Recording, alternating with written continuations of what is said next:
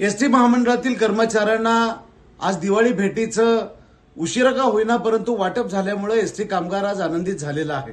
यासाठी एसटी कामगार संघटनेनं वेळोवेळी पाठपुरावा केला, आचारसंहिता लागण्यापूर्वी पत्रव्यवहार केला, 2-3 बैठका आमच्या महामंडळाबरोबर झाल्या। महामंडळाच्या संचालक मंडळाने याला मान्यता दिली, परंतु निवडणूक आचारसंहितेमध्ये एसटी महामंडळाचं आणि बेस्टचं दोन्ही फाईल त्या ठिकाणी आयुक्तांकडे अडकलेल्या होत्या। याबाबतही निवडणूक संपल्यानंतर 22 तारखेला मी आणि मान्य ताटे साहेबांनी मुख्य निवडणूक आयुक्त चोक्कालिंगम साहेबांच्या कार्यालयापर्यंत अगदी धडक मारली, तिथं पत्रव्यवहार केला। त्यानंतर परिवहन 1ला आम्ही त्या ठिकाणी पाठपुरावा केला आणि शेवटी परवा दिवशी झालेल्या बैठकीमध्ये आपल्या महामंडळाचे व्यवस्थापकीय संचालक डॉक्टर माधवजी कुसेकर साहेबांनी या बाबीला मंजुरी दिली।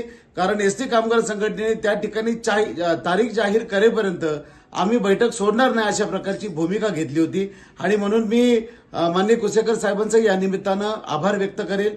या निमित्तानं मला इतकंच कर्मचाऱ्यांना सांगायचंय की सातत्य, चिकाटी आणि जिद्द असेल तर आपल्याला कोणतीही अशक्य गोष्ट नाही, हे एसटी कामगार संघटनेने वेळोवेळी दाखवून दिलेलं आहे। आता सुद्धा एक समयबद्ध कालावधीमध्ये एसटी कामगारांच्या ज्या उर्वरित मागण्या असतील, म्हणजे आपल्याला न्यायालयाचा निकाल लागलेला आहे महागाई भत्त्याचा, 50% आता महागाई भत्ता झाली, महागाई भत्त्याचा फरक आहे, आपल्याला 2016 पासूनची देणी आहेत, जे आता 6,500 रुपयाची वाढ झाली त्याच्यामधला फरक असेल, सेवानिवृत्ताची देणी असतील, याच्यासाठीचा सुद्धा एक समयबद्ध कार्यक्रम आम्ही आखत आहोत। लोकांच्या प्रश्नांचं संकलन करण्यासाठी संघटना आपल्या द्वारीचा एक कार्यक्रम हाती घेत आहोत।